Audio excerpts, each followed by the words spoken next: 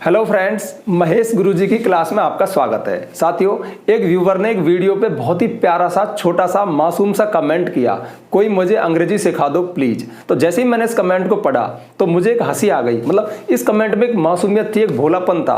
मतलब कोई ऐसा चाह रहा है कि कोई यार प्लीज कोई तो सिखा दे। तो ध्यान रखना, जो बात दिल से निकलती है ना वो दिल तक पहुंच जाती है। उसने दिल से कहा और ये बात मेरे दिल में आ गई। देखिए, आप हजारों कमेंट्स करते हो, पर डे हजारों कमेंट्स आते हैं, सारे कमेंट्स को पढ़ना इम्पॉसिबल होता है, लेकिन कभी कभार हम चेक कर लेते हैं, कोई कोई कमेंट नजर में आ जाता है तो पढ़ लेते हैं। अब ये कमेंट जब पढ़ा तो मुझे बड़ा अच्छा लगा। मतलब किसी ने क्या भोलेपन से एक बच्चे की तरह बोला कोई सिखा दे प्लीज। मुझे अच्छा लगा, मैंने उसी समय सोच लिया नहीं इस पे एक वीडियो बनानी है। तो देखिए, मैं उस व्यूवर से कहना चाह रहा हूं, हालांकि नाम मुझे याद नहीं है, मैंने ठीक से देखा नहीं था, बस ये लाइन पड़ी थी। तो उस व्यूवर से कहना चाह रहा हूं कि आपको एक ही वीडियो में अंग्रेजी नहीं सिखाई जा सकती। इस दुनिया का ऐसा कोई वीडियो नहीं है एक ही सिंगल जो आपको सिखा दे, क्योंकि इंग्लिश ऐसी कोई डिश या ऐसा हलवा तो है नहीं कि मैं बना दूं और आप खा लो। मैं अक्सर अपनी वीडियोस में बताता हूं कि चीजों में वक्त लगता है, चीजों से धीरे धीरे जान पहचान होती है। लेकिन इस वीडियो में मैं आपको एक रास्ता जरूर बता दूंगा, कुछ स्टेप्स बताऊंगा कि आप पहले ये पढ़ो, फिर ये पढ़ो, फिर ये पढ़ो। मतलब कहीं ना कहीं आपको थोड़ी राहत जरूर मिलेगी। ये वीडियो स्पेशल आपके लिए है और आप जैसे उन हजारों लाखों लोगों के लिए है जो ये कहते हैं कोई मुझे अंग्रेजी सिखा दे प्लीज। मतलब कहीं ना कहीं आपको एक रास्ता, एक दिशा जरूर इस वीडियो से मिलेगी। देखिए, वीडियो शुरू करने से पहले एक और कमेंट का जिक्र करना चाहूंगा और आपको एक मैसेज दूंगा। कभी भी गुरु से, टीचर से कुछ मांगना हो, कुछ पूछना हो, सीखना हो ना, तो एक भोलेपन से पूछना, एक मासूमियत से पूछना। कभी भी आदेश मत देना, क्योंकि टीचर को आदेश खलता है। मतलब थोड़ी लैंग्वेज ठीक हो। जैसे अभी एक और कमेंट का जिक्र करना चाहूंगा, वो मेरी नजर में आ गया था पिछला वीडियो, मतलब लास्ट वीडियो, कि अंग्रेजी में दमदार सेंटेंस कैसे लिखें। उसमें मैंने अपोजिशन का प्रयोग करके बड़े बड़े यानी सिंथेसिस करना सिखाया था, अच्छे सेंटेंस लिखना सिखाया था। तो एक व्यूवर ने क्या कमेंट किया, मतलब चुप गया एकदम से। उसने लिखा, क्या फालतू के वीडियो बनाते हो, करेक्ट फॉर्म वर्ब पे वीडियो बनाओ। तो ऐसा लगा किसी ने एकदम थप्पड़ दे दिया हो, क्या फालतू वीडियो। अरे मैंने इतनी दम लगाई, मतलब आपको अच्छे अच्छे सेंटेंस बनाना सिखाया, सिंथेसिस करना सिखाया, बहुत काम की चीज थी वो, और उसने कह दिया फालतू का वीडियो। तो चुप गया। मतलब चुपता है यार, हम भी मनुष्य हैं, लेकिन अगले ही पल माफ भी कर दिया, क्योंकि बच्चे हैं ना, बच्चों को तो बस तुरंत से चीज चाहिए। मतलब ये नहीं समझते कि मैं किससे बात कर रहा हूं, क्या है, बस फटाफट से आदेश दे दिया कि ये दे दो। बट ऐसा इम्पॉसिबल है। तो उस व्यूवर से मैं कहना चाहूंगा स्पेशली कि भैया करेक्ट फॉर्म वर्ब के वीडियो है मेरे चैनल पे, दो वीडियो है। तो वीडियोस में जाना, मतलब होम पेज पे जाकर वीडियोस में जाना, खोलना और करेक्ट फॉर्म वर्ब डालना, महेश गुरुजी करेक्ट फॉर्म वर्ब, आपको वीडियो मिल जाएंगे, आपके लिए भी है। लेकिन मैं आपको ये कहना चाहूंगा कि टीचर से कभी भी इस तरह से नहीं बोला जाता है। टीचर से हमेशा एक अच्छी भाषा में बोलना चाहिए। तो चलिए आज का वीडियो शुरू करते हैं। मैं आपको 3 स्टेप्स बताऊंगा, यानी कि हम कैसे कैसे चलें, पहले क्या सीखें, उसके बाद क्या सीखें, उसके बाद क्या सीखें। तो आपको एक दिशा मिलेगी, आपको मतलब अंग्रेजी पढ़ने में आसानी रहेगी। और हाँ, वीडियो शुरू करने से पहले, हालांकि हर वीडियो में बोलता हूं, बट हो सकता है कोई नया व्यूवर देख रहा हो, जानकारी सबको दी जानी चाहिए। देखिए, यदि आपका अंग्रेजी में इंटरेस्ट है, अरे इंटरेस्ट तो होगा तभी तो इस वीडियो को देख रहे हो, तो आपका इंग्लिश में इंटरेस्ट है, आप कंप्लीट इंग्लिश ग्रामर को, पूरी इंग्लिश ग्रामर को सीक्वेंस सीरीज में पढ़ना चाहते हैं, तो प्ले स्टोर पर जाइए, महेश गुरुजी एप्लीकेशन को डाउनलोड कीजिए। उसके पेड कोर्स में मैंने कंप्लीट इंग्लिश ग्रामर कोर्स डाला है, जिसमें सारी English grammar basic to advance sequence series में यानी सीरियल से डाली है। उस कोर्स की नाम मात्र की फीस है, आप उसे परचेज कर सकते हैं। और यदि फीस अफोर्ड नहीं कर सकते तो यूट्यूब पर आपका वेलकम है, मैं कभी किसी को फोर्स नहीं करता। तो चलिए आज का वीडियो शुरू करते हैं और वो 3 स्टेप्स देखते हैं कि हमें किस तरह से इंग्लिश को कवर करना चाहिए या किस प्रोसेस से चलना चाहिए। मतलब पहले क्या पढ़े, फिर क्या पढ़े, फिर क्या पढ़े। तो अंग्रेजी सीखने का आपका सबसे पहला स्टेप होना चाहिए टेंस को सीखना। देखिए, अगर आप मेरे एक रेगुलर व्यूवर हैं, मेरे हर वीडियो को देखते हैं, तो आपको अच्छे से ये लाइन जानी पहचानी लग रही होगी, जैसे मैं आप बोल रहा हूं टेंस को सीखना।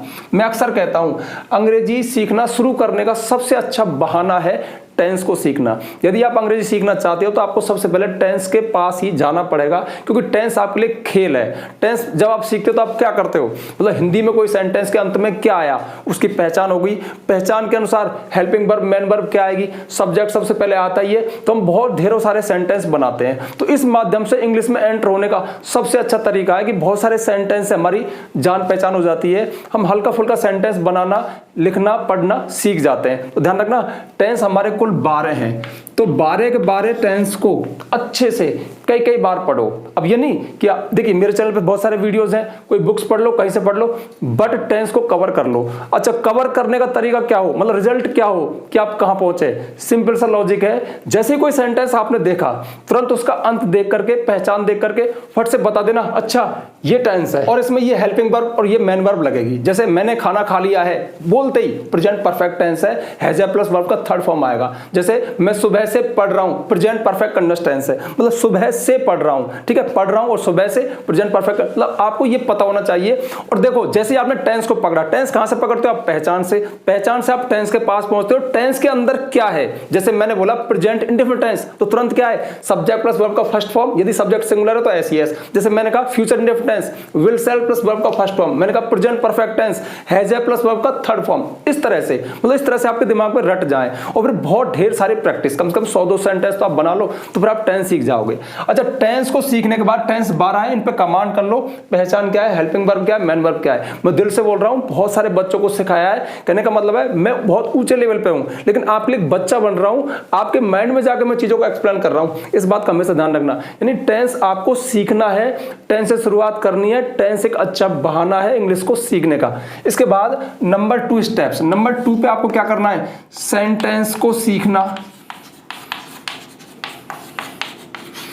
जब आप टेंस सीखते हो ना तो आप बहुत सारे सेंटेंस को सीखते हो, ठीक है, आप बहुत सारे सेंटेंस गुजर जाते हो, पास हो जाते हो। जैसे वह खाना पकाती है, हम खेल रहे हैं, मैं कल दिल्ली जाऊंगा, वह सुबह से एक पत्र लिख रही है, मतलब बहुत सारे सेंटेंस है, हमने इनको हिंदी से इंग्लिश में ट्रांसलेट कर लिया तो थोड़ा कॉन्फिडेंस आ गया। तो अब टेंस के अंदर आपने बहुत सारे सेंटेंस ट्रांसलेट किए थे हिंदी से इंग्लिश में, ठीक है, और आप थोड़ा बहुत पढ़ना लिखना सीख गए। अब फिर रुक जाइए, थम जाइए, क्योंकि यहां से तो एक शुरुआत हुई है। यहां पे आप ईगो मत ले आना कि मैं किसी भी सेंटेंस को इंग्लिश में ट्रांसलेट करता हूं, ये तो एक शुरुआत है। यानी आपने जो सीखा ना वो एक रट रट के बस ऐसे ही सीख गए, लेकिन जो सीखा ना उसके अंदर अब आपको बारीकी से जाना है, तो आपको सेंटेंस को सीखना है। अब सेंटेंस को सीखने का मतलब क्या है, मैं एक एग्जांपल से बता रहा हूं, और एग्जांपल है, जैसे मैं यहां पे एक एग्जांपल लिख रहा हूं, Gopal is playing cricket at this time, ठीक है।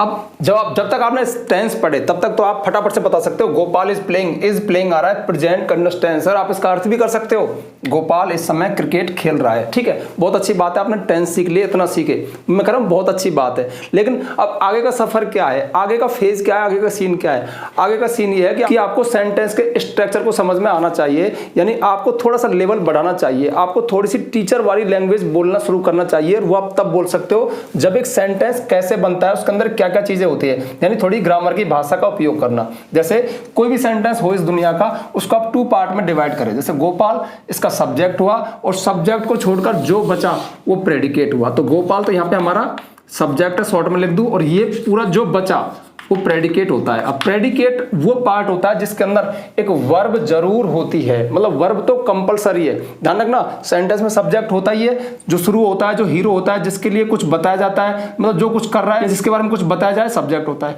सब्जेक्ट को छोड़कर जो बचा प्रेडिकेट होता है। अब प्रेडिकेट के अंदर जैसे इज प्लेइंग, ये दो चीज, एक हेल्पिंग वर्ब है, मेन वर्ब है, लेकिन अब दोनों को वर्ब बोलो, ये तो हमारा वर्ब हो गया, ठीक है, ये कंपलसरी है, अनिवार्य है। अब वर्ब को छोड़ करके और जो चीजें हैं ना, जैसे इसमें क्रिकेट एक ऑब्जेक्ट है, ऑब्जेक्ट के बारे में मैंने कई सारे वीडियोस में आपको बता दिया। गोपाल इज प्लेइंग, गोपाल खेल रहा है, क्या खेल रहा है, तो क्या में जो उत्तर आए वो ऑब्जेक्ट होता है, ठीक है, या फिर किसे में जो उत्तर आए ऑब्जेक्ट होता है। इसके अलावा एट दिस टाइम, अब एट दिस टाइम क्या है, ये एक एडवर्बियल है।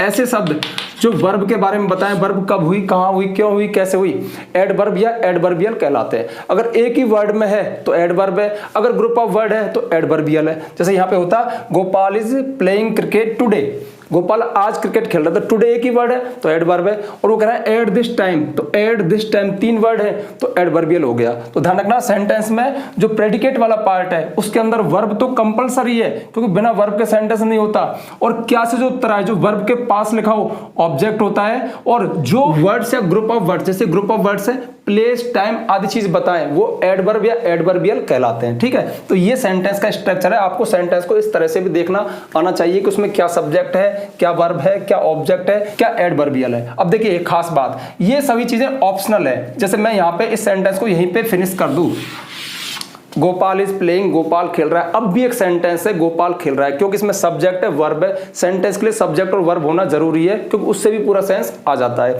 ये एडिशनल चीजें हैं, ऑप्शनल चीजें हो सकती हैं, नहीं हो सकती है। अब देखिए ये सारी चीजें मैं अपनी कई बार सारी वीडियो में बता चुका हूं, लेकिन आपको इन चीजों की नॉलेज होनी चाहिए, तभी आपको इंग्लिश की गहराइयों का पता लगेगा कि वास्तव में इंग्लिश है क्या, इसका स्ट्रक्चर बनता कैसे है। अब देखिए सेंटेंस में जो प्रेडिकेट है ना, प्रेडिकेट के अंदर वर्ब होती है, ऑब्जेक्ट होते हैं, एडवर्बियल्स होते हैं, इसके अलावा एक चीज हो रहा है कंप्लीमेंट, कंप्लीमेंट भी होते हैं। अब जिस सेंटेंस में कंप्लीमेंट होगा उसमें ऑब्जेक्ट नहीं होगा, और कंप्लीमेंट वाले सेंटेंस में इस तरह से कोई एक्शन वर्ब नहीं आई, कोई स्टेटिक वर्ब आएगी। जैसे देखिए मैं यहाँ पे लिखूं गोपाल इज हैप्पी, या फिर गोपाल सही से लिख दो, गोपाल इज माई फ्रेंड। अब ये सेंटेंस देखो, ये भी तो सेंटेंस है, गोपाल खुश है, गोपाल मेरा दोस्त है। तो जिस सेंटेंस में कर्ता के बारे में कुछ बताया जाए कि कर्ता क्या है, कर्ता की हालत क्या है, दशा क्या है, खुश है, दुखी है, मेरा दोस्त है, डॉक्टर है, क्या है, तो फिर उस सेंटेंस में कर्ता के बारे में जो बताया जाता है वो एक कंप्लीमेंट होता है। इस बात का ध्यान रखना। ये सेंटेंस का स्ट्रक्चर मैं आपको बता रहा हूँ शॉर्ट में, डिटेल में काफी सारी वीडियोस में बताया जा चुका है। इस सेंटेंस में हैप्पी और इस सेंटेंस में माई फ्रेंड एक कंप्लीमेंट है। जैसे मैं कहूँ Gopal is a doctor, Gopal एक डॉक्टर है, तो इसमें कंप्लीमेंट क्या हुआ, डॉक्टर हुआ। बस इस बात का ध्यान रखना, ये सेंटेंस का स्ट्रक्चर आपको देखना आना चाहिए, तब जाके आपकी इंग्लिश मजबूत होती है। ठीक है, तो नेक्स्ट स्टेप में क्या करना है, सेंटेंस के स्ट्रक्चर को सीखना। अच्छा, सेंटेंस के स्ट्रक्चर को सीखने के अलावा सेंटेंस में एक चीज और आती है, सेंटेंस हमेशा सिंपल नहीं होते। जैसे गोपाल खेल रहा है, मैं स्कूल जाता हूं, वह खाना पका रही है, हम जाएंगे करेंगे, इस तरह के सेंटेंस इंट्रोगेटिव भी हो सकते हैं। यानी सेंटेंस के टाइप्स, सेंटेंस कितने तरह के होते हैं ये भी आपको आना चाहिए। सेंटेंस इंट्रोगेटिव यानी प्रश्नवाचक हो सकते हैं, प्रश्न पूछने वाले हो सकते हैं। सेंटेंस इंपरेटिव यानी ऐसे सेंटेंस जिनमें कोई आदेश दिया जाए या कोई रिक्वेस्ट की जाए या फिर कोई काम करने से मना किया जाए, तो इंपरेटिव सेंटेंस भी हो सकते हैं। एक्सक्लेमेटरी सेंटेंस ऐसे सेंटेंस जिनमें कोई खुशी व्यक्त की जाए, दुख व्यक्त किया जाए या आश्चर्य व्यक्त किया जाए, एक्सक्लेमेटरी सेंटेंस होते हैं। ऑप्टेटिव सेंटेंस भी हो सकते हैं जिनमें कोई शुभ या अशुभ कामना प्रकट की जाए। इसके अलावा पॉजिटिव वर्ब वाले सेंटेंस हो सकते हैं जब हम किसी से कोई काम करवाएं, इन सब पे मैंने वीडियोस बना रखी हैं। इसके अलावा ऑब्लिगेशन वाले सेंटेंस हो सकते हैं जब हम किसी काम करने के लिए बाध्य होते हैं या कोई काम करने के लिए बाध्य होता है, has to, have to, had to, will have to, shall have to, structure वाले सेंटेंस बता रखे हैं मैंने आपको। या फिर लेट वाले सेंटेंस भी होते हैं, मतलब किसी को अलाउ करना। तो ये बहुत सारी चीजें हैं जो आपके दिमाग में होनी चाहिए कि भाई सेंटेंस इस तरह के होते हैं। अब जैसे आप टेंस पढ़ रहे हो तो टेंस में तो बस कुछ एक स्ट्रक्चर आपके सामने आते हैं, नॉर्मल एक्टिविटी जो हम करते हैं, लेकिन बहुत तरह की अलग अलग एक्टिविटीज भी होती है। इन सब बातों को समझना आपको सेंटेंस सिखाता है। तो जब आप सेंटेंस सीखते हो तो सेंटेंस कितने टाइप्स के होते हैं ये सीखना पड़ता है, और सेंटेंस का स्ट्रक्चर कैसे बनता है। यानी हम थोड़े से बड़े मैकेनिक बन जाते हैं, ठीक है। टेंस में हम छोटे मैकेनिक, लेकिन यहाँ पे हम थोड़े से बड़े मैकेनिक बन जाते हैं। यानी हमारी लैंग्वेज थोड़ी सी टफ हो जाती है, मतलब टीचर जैसी हो जाती है, एक ग्रामरियन जैसी हो जाती है, एक व्याकरणाचार्य जैसी हो जाती है, ठीक है। तो दूसरा स्टेप्स है टेंस को सेंटेंस को सीखना और उसके टाइप्स को समझना। अब तीसरे स्टेप्स की चर्चा करते हैं। इसको मैं साफ कर दूं, चलो इसी एग्जाम्पल में इसी में बताऊंगा आपको, ठीक है। एग्जाम्पल तो ये रहने दो, नहीं दोबारा लिख लेंगे यार, इसमें काटापीटी हो गई। एक टीचर में तो पेशेंस होता है, लेकिन स्टूडेंट्स में भी पेशेंस होना चाहिए, ठीक है। तीसरा है सेंटेंस में आए हुए एक एक वर्ड को खोल देना। खोल देना मतलब उसे समझा देना कि वो क्या है, ठीक है। तो तीसरा स्टेप्स क्या है, सेंटेंस में आए हुए एक एक वर्ड को खोल देना। जैसे सेम वही सेंटेंस में ले रहा हूं, Gopal is playing cricket at this time, ठीक है। अभी देखिए, अभी जिससे मैंने वर्ड्स यूज कर रहा था ना, subject, predicate, verb, object, complement, इस तरह के वर्ड्स में बोल रहा था ना, लेकिन अब मैं थोड़ी सी अलग लैंग्वेज में बात करूंगा। यहाँ पे आके हम थोड़ा सा और नीचे उतर जाते हैं और गहरे चले जाते हैं। यानी हम कह सकते हैं हम एक एक वर्ड पे, एक एक शब्द पे कमांड कर सकते हैं। यानी हम एक एक वर्ड को बता सकते हैं कि वो ग्रामर के अनुसार क्या है, उसका फंक्शन क्या है, रोल क्या है। और यहाँ पे आके हमारा लेवल बहुत ऊपर हो जाता है। जैसे देखिए, अब इस सेंटेंस को मैं आपके सामने एक अलग डेफिनेशन से बता रहा हूँ। गोपाल एक नाउन है, ठीक है। अब नाउन क्या है, किसी का नाम, और ध्यान रखना किसी सेंटेंस में सब्जेक्ट, नाउन या प्रोनाउन बन सकते हैं। एक लाइन तो ये रही कि गोपाल एक नाउन है, और दूसरा ये बोलना कि जो नाउन है ना वो या तो सब्जेक्ट बनते हैं सेंटेंस में या ऑब्जेक्ट बनते हैं, और भी केस हैं बट फेमस दो ये मोस्ट इसमें यूज है नाउन के, सब्जेक्ट बनना, ऑब्जेक्ट बनना। इसके साथ जो प्रोनाउन है वो भी सब्जेक्ट बनते हैं, ऑब्जेक्ट बनते हैं। जैसे यहाँ पे गोपाल की जगह होता ही इज प्लेइंग क्रिकेट, तो ही क्या है, एक प्रोनाउन है, ठीक है। अब जैसे इज प्लेइंग, अब इज प्लेइंग पूरा पार्ट क्या है, एक वर्ब है, ठीक है।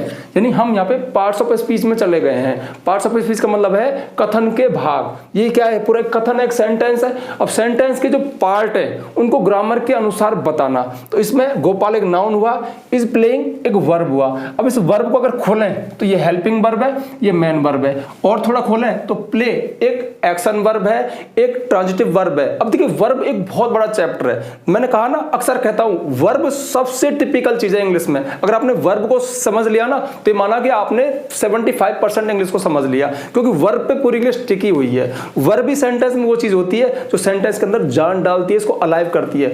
बिना वर्ब के सभी सेंटेंस मुर्दा है, बेजान है, पत्थर है, उनमें कुछ नहीं है।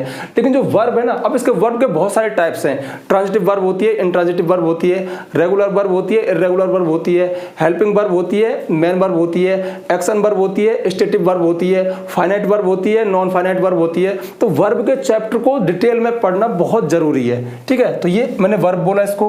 अब क्रिकेट, देखिए अभी क्रिकेट को मैंने क्या बोला था, ऑब्जेक्ट, लेकिन अब मैं क्रिकेट को बोल रहा हूं यहां पे एक नाउन है, क्योंकि ये नाम है, ठीक है। उसके बाद एट, अब एट क्या है, एक प्रीपोजिशन है। अब प्रीपोजिशन मतलब ऐसे वर्ड जो किसी नाउन या प्रोनाउन को सेंटेंस के अन्य नाउन प्रोनाउन से कनेक्ट करें, उनका संबंध बिठाएं, ठीक है। उसके बाद दिस, अब दिस क्या है, देखिए अब टाइम क्या है, टाइम अगेन एक नाउन है, और नाउन से पहले जो वर्ड आए उसको मॉडिफाई करें, उसके बारे में कुछ जानकारी दें, एडजेक्टिव कहलाते हैं। अब एडजेक्टिव में भी ये डिटर्मिनर है, और डिटर्मिनर में कौन सा है, ये डेमोन्स्ट्रेटिव, ठीक है। तो ये एक हमारा मतलब यहाँ पे लिख दो एडजेक्टिव है, और टाइम अगेन एक नाउन है। इस लैंग्वेज को बोलना, ठीक है। और इस लैंग्वेज को बोलने के अलावा प्रत्येक पार्ट्स ऑफ स्पीच के फंक्शन बता देना कि भाई एडजेक्टिव वो है जो किसी नाउन की क्वालिटी बताते हैं, नाउन के बारे में बताते हैं। प्रीपोजिशन मैंने आपको बता ही दिया। ये सेंटेंस में जो नाउन प्रोनाउन है ना, उनको अन्य नाउन प्रोनाउन से उनको कनेक्ट करते हैं, संबंध बताते हैं, दिशा बताते हैं, स्थिति बताते हैं, लोकेशन बताते हैं, टाइम बताते हैं। जैसे प्रोनाउन है वो नाउन के स्थान पे काम में आते हैं, वर्ब है एक्शन होना दिखाती है या स्टेटिव हो सकती है, लिंकिंग वर्ब हो सकती है जो लिंक करती है, जोड़ती है सब्जेक्ट को कंप्लीमेंट से। इस तरह की लैंग्वेज बोलना। जैसे एडवर्ब, एडवर्ब जो वर्ब के बारे में बताते हैं, वर्ब कब हुई, कहां हुई, क्यों हुई, कैसे हुई, वो एडवर्ब या एडवर्बियल कहलाते हैं। इसके अलावा कंजक्शन होते हैं। कंजक्शन मतलब जोड़ने वाले जो वर्ड्स को या सेंटेंस को या क्लॉजेस को, फ्रेजेस को कनेक्ट करते हैं, जैसे एंड है, बट है, सो है, फॉर है, ऐसे सारे वर्ड। तो कहने का मतलब है कि हम जब इस तरह की लैंग्वेज बोलने लग जाएं तो हम कह सकते हैं कि हाँ हमारा लेवल अब बहुत हाई जा रहा है, हम अब इंग्लिश की गहराइयों में पूरी तरह से उतर चुके हैं और आपको अपने अंदर एक कॉन्फिडेंस भी आता है। लेकिन अब इन सब चीजों में वक्त लगता है, एक प्रोसेस है, एक जर्नी। आप शुरुआत कीजिए टेंस से, उसके बाद आप सेंटेंस को सीखिए, सेंटेंस को टाइप्स को सीखिए, उसके बाद सेंटेंस में आए हुए एक एक वर्ड को खोल देना चाहिए, उसके अंदर चले जाना चाहिए बारीकी से। इन सब बारीकियों में पहुंचने में आपको काफी वक्त लगता है, मतलब साल 2 साल तो लगेंगे। और साल 2 साल का मतलब ये और ध्यान रखना, जैसे आपने प्रोनाउन को एक बार पढ़ा, ठीक है, उस समय समझ में आएगा, फिर स्लिप हो जाएगा, उसके बाद दोबारा से जाओ।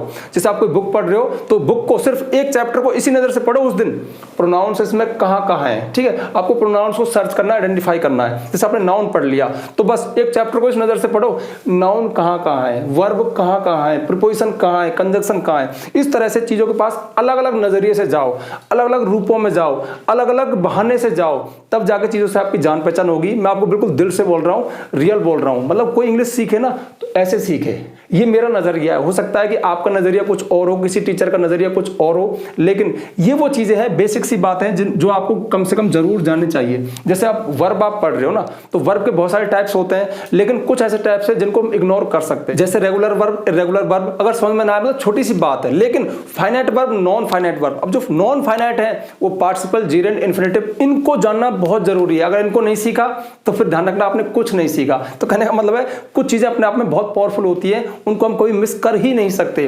और कुछ चीजें ऐसी होती हैं जो छोटी होती हैं, उनके बिना हमारा काम चल सकता है। ये बहुत सारी बातें हैं जो आप अंदर जाओगे तो आपको धीरे धीरे चीजें समझ में आती हैं। तो ये था वीडियो उस व्यूअर की डिमांड पर, कोई मुझे अंग्रेजी सिखा दे प्लीज। ठीक है, आप गुस्सा मत होना, कहीं तुम ये समझो कि सर ने मुझे इंग्लिश तो सिखाई नहीं। हाँ, मैंने आपको सफर बता दिया, रास्ता बता दिया। अक्सर कहता हूं एक ही वीडियो में, एक लेक्चर में, एक लेसन में कोई आपको अंग्रेजी नहीं सिखा सकता। अंग्रेजी ऐसा कोई हलवा नहीं है कि आप खा लो। ठीक है, चीजों के पास बार बार जाना पड़ेगा, टेंस के पास बार बार जाना पड़ेगा, सेंटेंस के पास बार बार जाना पड़ेगा, चीजों में गुथना पड़ेगा, जूझना पड़ेगा, उनसे बार बार पहचान करनी पड़ेगी, तब जाकर आप इंग्लिश सीख सकते हो। और ध्यान रखना, देखिए इंग्लिश स्पोकन में आप कुछ मत सीखो, आपको इन चीजों की कोई आवश्यकता नहीं है। बस आप ऐसे एटमॉस्फेयर में चले जाइए, ऐसे माहौल में चले जाइए जहां पे सभी इंग्लिश बोल रहे हो, आप ऑटोमेटिकली उनके साथ थोड़ा सा प्रयास करोगे। बोलना तो आपको पड़ेगा, अगर आप सिर्फ सुनते रहे तो कुछ नहीं होने वाला। आपको भी बस थोड़ी नकल करके बोलना शुरू कर देना चाहिए और आप इंग्लिश सीख जाओगे, नहीं आप बोल दोगे। लेकिन ध्यान रखना, जो आप बोल रहे हो उनके अंदर सेंटेंस कैसे हैं, ठीक है, ये चीज आपको एक ग्रामर वाला बता सकता है। ध्यान रखना, बहुत से ऐसे लोग हैं जो स्पोकन तो जानते हैं, लेकिन बहुत बाद में उनके अंदर एक प्यास पैदा होती है कि यार मैं बोलना तो सीख गया, लेकिन जो सेंटेंस में बोल रहा हूं इनके पीछे के सीक्रेट्स क्या है, इनमें सब्जेक्ट क्या है, कंप्लीमेंट क्या है, ऑब्जेक्ट क्या है। तो बहुत सारे लोग हैं लौट के आते हैं ग्रामर के पास, और मैं आपको सजेस्ट करूंगा पहले क्यों ना ग्रामर को ही सीख लो। यानी सबसे बेसिक चीज तो ये है, जब ये कॉन्सेप्ट आपका क्लियर है ना, तो स्पोकन तो फिर आसान है। ध्यान रखना, ये कठिन है, स्पोकन सरल है। स्पोकन के पीछे तो मत भागो, वो आ जाएगी, लेकिन इसमें थोड़ी मशक्कत करनी पड़ती है। और हाँ, जाने से पहले आपको एक बार फिर से याद दिला दूं, देखिए यदि आपका अंग्रेजी ग्रामर में इंटरेस्ट है तो जिस कोर्स की मैंने चर्चा की, जो कि प्ले स्टोर पर महेश गुरुजी एप्लीकेशन में अवेलेबल है, मैं फोर्स तो नहीं कर रहा, लेकिन सोच रहा हूं किसी को ऐसा लग रहा हो कि यार ये सब चीजें हमें सिक्वल सीरीज में कहां मिलेगी, सीरियल से कहां मिलेंगी, डिटेल में कहां मिलेंगी, तो उस कंप्लीट इंग्लिश ग्रामर कोर्स में, जो आपको पेड कोर्स में मिलेगा, नाम मात्र की फीस आप अफोर्ड कर सकते हो, मतलब बहुत ज्यादा फीस नहीं है, और अफोर्ड नहीं कर सकते तो यहां पे पूरी दम लगा रहा हूं। अक्सर कहता हूं सिखा के छोड़ूंगा, मतलब सिखा के छोड़ूंगा, नए नए आइडिया से आपको पढ़ाता हूं। अब देखिए एक कमेंट पे एक वीडियो बन गया, ठीक है, हालांकि हो सकता है कि बहुत सारे व्यूवर्स को चीजें रिपीट हो रही हूं, लेकिन मेरा काम है पढ़ाना, मैं एक टीचर हूं, मैं पढ़ाता रहूंगा। अब रिपीट तो चीजें भाई होनी है, अब मैं नई चीजें कहां से लाऊं, मतलब मैथ लाऊं क्या, साइंस लाऊं क्या, मैं तो इंग्लिश ही पढ़ाऊंगा, इंग्लिश में यही चीजें होती हैं। ठीक है, तो अब जल्दी से वीडियो को लाइक कर दो, ज्यादा से ज्यादा शेयर करना, देख रहे हो ना कितना काम का वीडियो है। और यदि आप चैनल पर नए आए हो तो चैनल को सब्सक्राइब करना, बेल आइकन प्रेस करना, ताकि आपको आने वाले वीडियो के नोटिफिकेशन मिल जाए। आज के लिए बस इतना ही, मिलते हैं नेक्स्ट वीडियो में किसी नेक्स्ट टॉपिक के साथ, तब तक के लिए बाय।